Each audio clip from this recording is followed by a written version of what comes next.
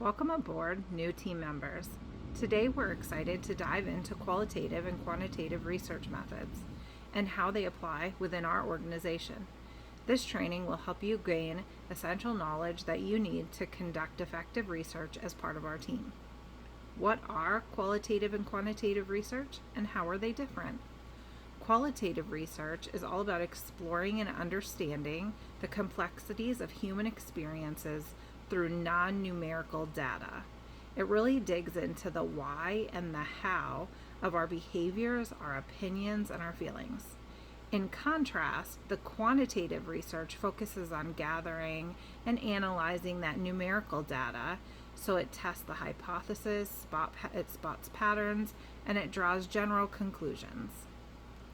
A few examples for qualitative research methods would be holding in-depth interviews. This approach entails having detailed, open-ended conversations with our employees, allowing us to gather all of those rich and descriptive insights into their experiences and their personal perspectives. On the other side of that, quantitative research methods would be sending out surveys. These organized questionnaires gather that numerical data from a wide range of employees, maybe not just one department. For example, employee opinion and satisfaction surveys. A lot of times you'll hear these called climate surveys. So these often look at attitudes, perceptions, and views of our organization as a whole from the standpoint of our employees. This can really help monitor dissatisfaction areas and where we can do better. You'll also see us doing this to look at employee culture. So this measures the perspectives and helps assess where the employees align with the organization and departments. Employee engagement surveys, and that measures employee commitment and motivation, their sense of purpose, and their passion for work and organization. The onboarding surveys when you're first hired, assessing the effectiveness of the overall onboarding process. And the exit surveys. These surveys provide feedback from the employees when they're leaving. Why are they leaving? How could we improve? Is it something that's organizational, or is it just a personal choice? Next, we also have experimental studies. This involves manipulating variables and measuring their effects on specific outcomes. It's also known as experimental research, and it can be used within a work setting to help us develop new solutions and identify areas for growth. By manipulating the variables and comparing the results, we can learn what works best and improve our performance. So think problem solving. How can we identify a problem and then work to fix it? Product innovation, our customer service. What works best for our customer service?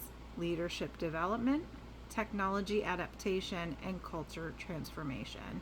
Really shifting our culture within our teams and within our organization. A few ways that we can apply this organizationally would be looking at a high attrition rate. So how do we get those employees to stay? Why is our turnover rate so high? Our goal is really to find out why are employees leaving the company. So on a qualitative basis, we would conduct a semi-structured interview with our employees who are leaving. We're going to send out a set of questions, and we're going to allow them to share their thoughts freely. If we were to do it in a quantitative way, we would send out a survey to all employees, really measuring their satisfaction within their job. And then that would help us gather the numerical data.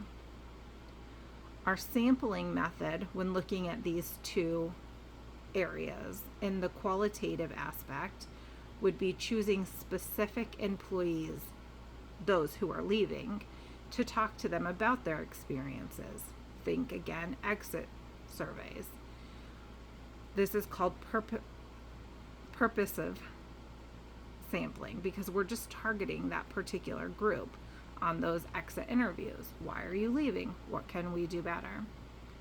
The quantitative would be randomly selecting current employees from different departments to take part in surveys.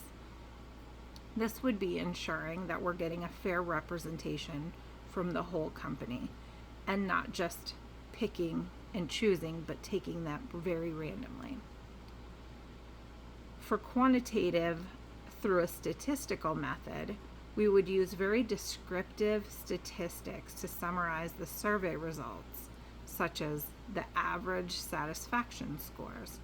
Where do employees stand? How are they feeling about their job here?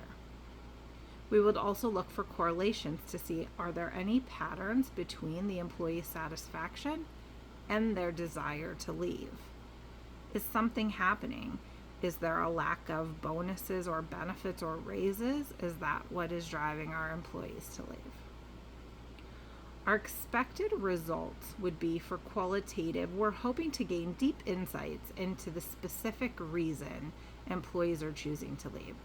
Is this a stepping stone job? Think fast food, nonprofit. These are jobs that employees typically only stick around through maybe 2 to 3 years before moving on to something long term.